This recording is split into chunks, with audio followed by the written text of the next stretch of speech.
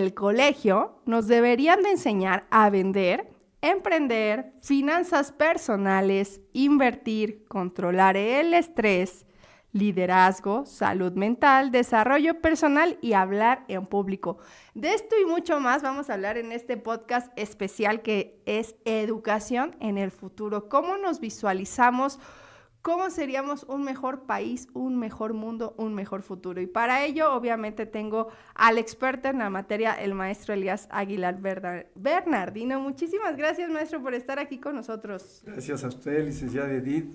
Pues, primero que nada, gracias a todo el equipo de Radio TV Cro, que gracias. También gracias al líder Isaías González Cuevas, ¿verdad? Pues nos da la oportunidad de comunicar lo que podemos compartir con todas las compañeras y compañeros, tanto de la Ciudad de México como de otros lugares. Es correcto, maestro, y por ello hoy vamos a hablar de la educación. Yo iniciaba con ciertos aspectos que lo vemos a veces muy lejano dentro de nuestro país, y ahorita obviamente les vamos a explicar por qué, pero sí ha habido muchos cambios afortunadamente. Sí, la educación yo puedo decir que va avanzando. A veces no como quisiéramos, no como lo soñamos, pero es una realidad que sí hay pasos agigantados. Yo me acuerdo, maestro, que yo nunca en la primaria, la verdad, recibí una materia de psicología, de controlar mis emociones.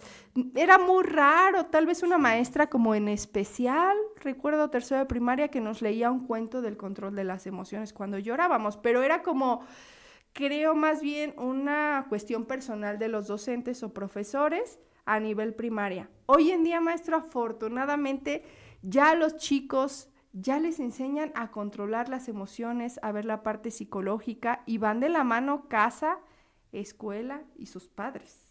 Por supuesto, porque es indispensable y además las nuevas generaciones pues obviamente viven situaciones muy diferentes a las de hace muchos años. Hoy en todo el mundo, por ejemplo, el estrés pues está catalogado como una de las principales enfermedades y más en las ciudades. Es correcto. ¿Sí? Entonces, la educación tiene que adaptarse, tiene que avanzar lo más posible para que los ciudadanos, las niñas, los niños, pues puedan tener herramientas que les ayuden a su desarrollo personal, pero no solamente en conocimientos, que eso ya lo sabemos, sino también en cuanto a su propia personalidad y cómo resolver, obviamente a su edad, ¿verdad? Y con las herramientas que se les pueda brindar, cómo resolver esas situaciones que nos encuentran en el día a día. Sí, fíjese que dijo algo muy importante, el tema del estrés, que justamente hablamos hace unas semanas del estrés laboral, pero ahorita lo vamos a hablar. Ay, ¿a poco un niño de primaria se estresa? Claro que sí se estresa porque su mamá le grita porque ya se les hizo tarde al colegio. Hay un video en TikTok, véanlo, donde la mamá, y apúrate, y el lunch, y el desayuno, y vístete, y estamos en constante agresividad natural, porque la normalizamos. Ahora, hablando en cuestión laboral, imagínense los patrones, que también hay veces que no tienen la forma de pedir las cosas, pero si ese niño está educado desde ese estrés, desde la infancia, en un futuro tristemente se puede normalizar. Claro. Y entonces conlleva, obviamente, graves problemas de salud. Y no solo de salud, sino que eso lo va a reproducir con sus compañeros, con sus familiares. Un niño que nace en el estrés lo reproduce, incluso lo puede maximizar, porque ahora, pues lamentablemente todos ustedes han visto cómo en las mismas escuelas ha habido situaciones graves de agresiones que incluso lamentablemente han llegado al asesinato de niños, a la muerte, de niñas. El famoso bullying que ha estado de moda, que siempre ha existido. Afortunadamente creo que hay que aplaudir que tengan ya términos, claro, las acciones y que se trabaje sobre ello. Pero el bullying te dicen, si tú eres o el niño, normalmente, no generalizamos aquí, pero normalmente si hay agresividad en casa, si hay golpes, pues eso lo va a replicar. Una ventaja de la educación justo creo que es esta, ¿no? Que ya hay esta parte emocional, hay psicólogos dentro de las escuelas públicas o privadas, creo que es un gran avance. Y luego, maestro, pues este niño va creciendo tal vez ya identificando focos rojos. Otra parte importante, maestro, es el tema de ecología, que ya lo hablaremos aquí con Carlita. Hoy en día ya los niños saben qué es reforestar, qué es reciclar, ya tienen esta educación que anteriormente, hay que decirlo, no era tan común. Así es, y es importante que partiendo de los cambios que se han realizado en este gobierno, de los libros de texto que han sido muy atacados de manera injusta, Sí. porque yo como maestro, que trabajé pues más de 30 años con jóvenes, con niños, con adolescentes, pues me doy cuenta que hay necesidad de varias herramientas. La ecología es importantísima porque si un niño no valora su planeta, lo va a dañar. Si un niño no valora su propia tranquilidad, ¿verdad? No va a enfrentarse, no va a saber superar problemas que pueden ser sencillos, ¿verdad?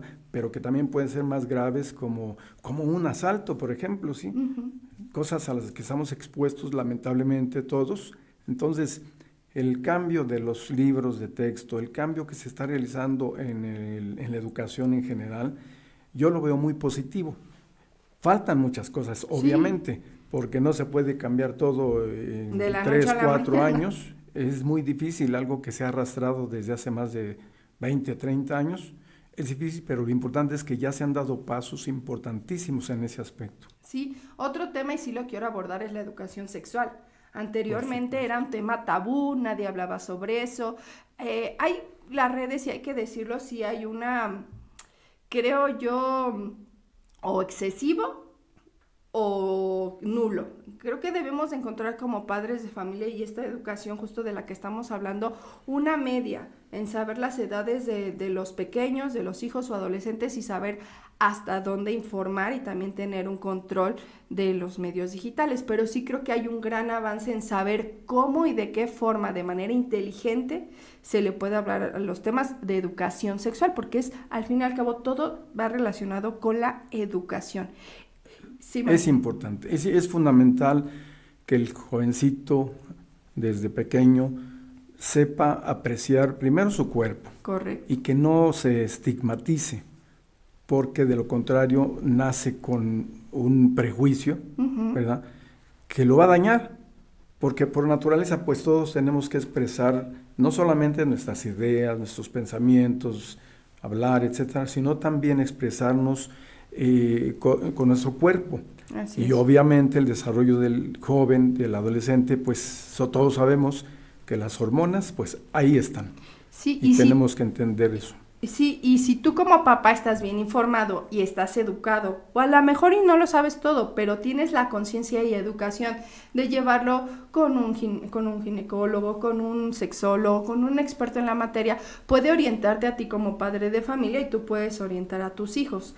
Ahora, esto va de la mano. Si tú, creo, maestro, y usted me dirá su opinión, tenemos esta apertura de comunicación dentro de la educación con nuestros hijos.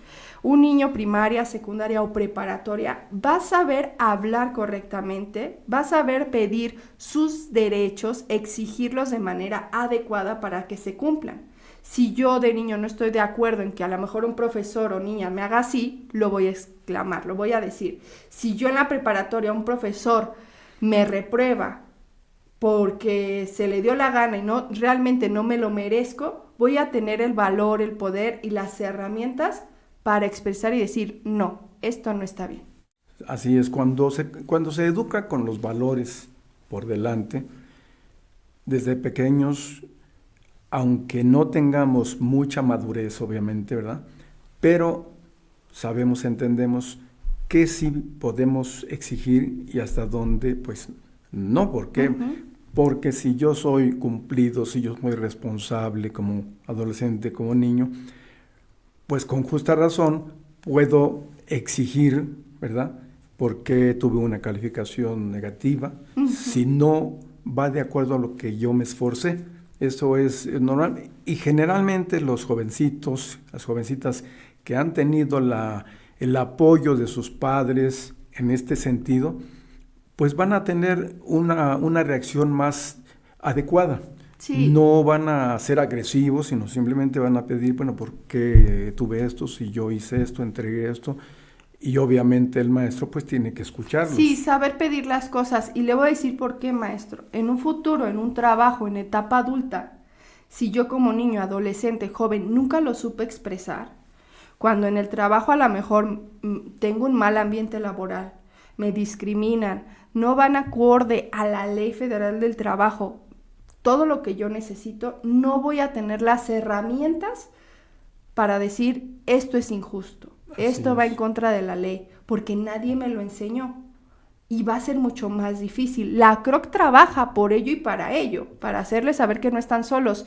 Pero qué padre sería que esta educación del futuro de la que estamos hablando ya tenga conciencia hasta que un sindicato es una razón de ser y va a hacer valer mis derechos como se debe.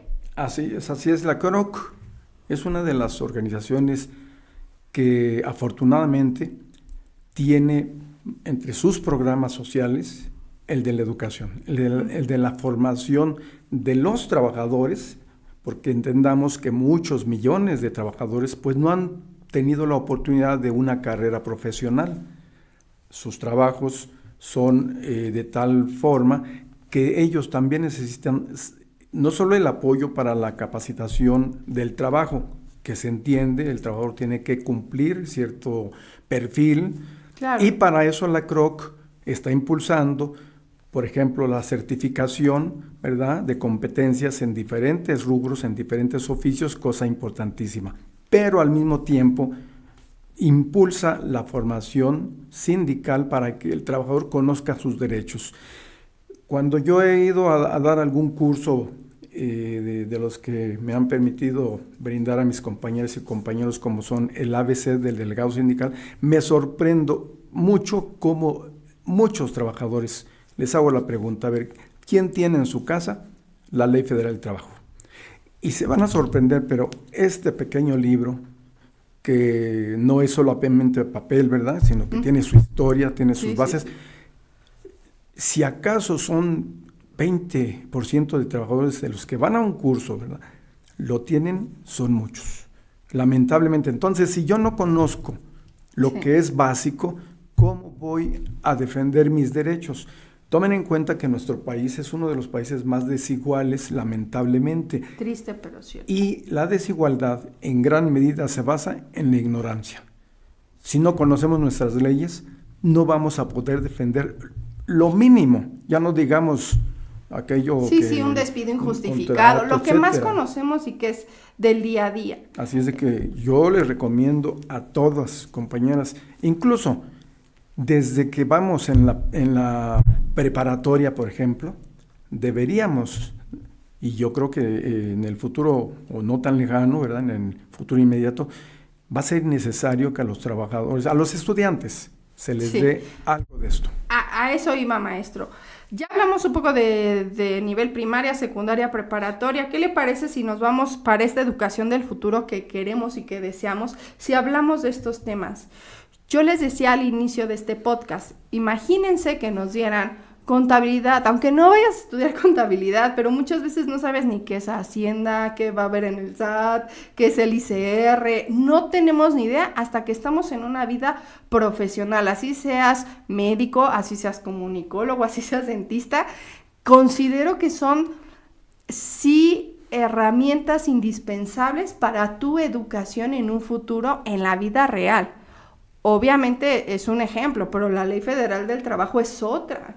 Antes de que yo me gradúe, independientemente de mi profesión, pues las leyes básicas, que a lo mejor nada más me los aprendí, hay que decirlo, de memoria en la primaria, y para el examen de cívica y ética, que hoy tiene ya otro nombre, es ética, y no recuerdo, pero ya cambió el nombre. Y hasta ahí, maestro. Imagínense que yo supiera de contabilidad, supiera de derechos, aunque no vaya a estudiar para abogado o abogada. Claro. Sí tendríamos una educación totalmente diferente. Sí, y además acorde con lo que merece el trabajador. Aquí en México, pues, lamentablemente, por diversas razones que sería largo de platicar, el trabajador, la trabajadora no tiene esa formación desde hace tiempo. Por eso la CROC se está empeñando en que ese programa social, ese programa que maneja desde hace años, ¿verdad? Educar, capacitar, formar a los sindicalistas, porque un sindicalista a veces se cree que es nada más el que tramita un permiso, unas vacaciones, etcétera. No, un sindicalista, si es un sindicalista de corazón, sabe que la defensa de los derechos del trabajador abarca muchos aspectos y eso implica conocimiento, implica pues responsabilidad, obviamente. Recordemos nuestros antepasados que tuvieron que luchar simplemente por tener 8 horas de trabajo, ¿sí? Así es. Cuando en la actualidad sorprende, pero hay muchos lugares donde los trabajadores, como no conocen esto, no saben que tienen derecho a una jornada de 8 horas de trabajo. ¿Y eso qué significa? Pues que va a ser una persona que si encuentra un patrón, un empleador, que lo va a meter a trabajar 10, 12 o hasta más horas, pues él lo va a tomar como algo normal, o que está bien. O ahorita que estamos con esta campaña que ustedes han visto en redes del Infonavit, ¿no? Claro, que si yo estoy contratado como se debe y ante la ley, pues el patrón da el 5% de tu salario de manera automática e inmediata y de ahí tú puedes sacar un crédito y que ese dinero es tuyo. O sea, ahorita usted puso el ejemplo, ¿no? Y hay más, o el IMSS, ¿no? Que tienes derecho a una salud digna, a que te revisen. Pero todo esto, si se dan cuenta a lo largo del podcast, tiene que ver con la educación. Educación no solo hablamos matemáticas, español, física, química, que es lo que normalmente percibimos. Educación, estamos hablando de nuestros derechos, de las leyes, de contabilidad, de llevar todo en regla, educación financiera, maestro. Esa es otra, el tema de educación financiera. Hay libros maravillosos, para los niños, de cómo ahorrar desde la infancia. Sí. Les voy a poner un ejemplo porque esto me parece maravilloso. Tú le das a tu hijo 10, 20 pesos los de domingos y él tiene que aprender a dividir por semáforos, el rojo, el amarillo, el verde. El rojo es un ahorro, de esos 10 que 3 no va a tocar. El 2 para sus gustos, dulces, etcétera. Y solo lo que le sobre, pues va a ser para su gasto inmediato. Imagínense que así lo hagamos de manera adulta. Va a haber también una conciencia del ahorro. Así es. Y además, si esto lo vinculamos con que en estos años, por fortuna, se ha aumentado el salario mínimo, que esto permite, aunque no lo querramos apreciar en su magnitud, pero esto permite que en las familias pues más necesitadas, que son a las que les llega el salario mínimo, tengan una mejor posibilidad de comprar lo que se necesita, lo indispensable, obviamente. Sí. Y una de las cosas en las que se gasta mucho precisamente es en la educación a los niños, porque ellos, pues su alimento, su tortita, su lunch, etcétera, etcétera, ¿verdad? Pues va a ser visto de otra manera por el niño, que puede decir, bueno, yo me gasto esto, pero esto lo guardo porque lo necesito para otra cosa. De verdad que este tema de la educación es amplísimo. Yo que quisiera, ahorita que decía esto del ahorro, pues también está el tema de educación verbal, el tema de educación psicológica, el tema de educación financiera, que ya lo estamos abordando. De verdad son muchos rubros del tema de educación. Pero bien lo dijo usted, maestro, en lo que más podemos invertir como seres humanos, como papás o no papás, es en la educación. Si yo tengo educación, voy a saber que un hijo cuesta, y cuesta mucho. Bastante. Y voy a tomar más conciencia de cuántos hijos traigo al mundo y si me alcanza o no me alcanza. Y de ahí es una cadena. Voy a ayudar a la economía de mi país, me voy a ayudar a mi economía personal o de pareja. De verdad que si se dan cuenta, maestro, es una cadenita. Lo más importante, creo yo, sí es educarnos en los más rubros posibles de nuestra vida. Y ya lo dijo un gran líder, un gran personaje, Nelson Mandela: la educación es la base para que un país pueda desarrollarse, ¿sí? Sin educación falla todo, desde el respeto, ¿sí? Aquí en México, afortunadamente, se está empezando una nueva época muy positiva, y esperemos que junto con las organizaciones sindicales como la CROC, que en más de 10 programas sociales aborda ecología, capacitación para el trabajo, formación sindical, etcétera, etcétera, el cuidado de los mares, por ejemplo, que no tiremos basura en las playas, cuidemos nuestras playas tan hermosas que tenemos, desde la escuela, desde la casa, seamos conscientes de que si no cuidamos nuestro planeta, pues ¿qué nos espera, verdad? Por eso, y eso es educación. Importante la educación. Así es, maestro. Todo eso que abordó es educación. De verdad, maestro, le agradezco infinitamente. Sigan las páginas de Cuadros Sindicales. Ahí el maestro pues es director de esta escuela de cuadros sindicales. Ahí ponen las fechas constantemente de sus cursos. Sí, y el curso que ahorita, por cierto, ya se llenó el cupo de oratoria, pero les aviso que en marzo tenemos otro curso de oratoria al que también se les va a invitar oportunamente. Estén al pendiente de las redes. Muchísimas gracias, maestro. Y les recuerdo, Kroc está contigo.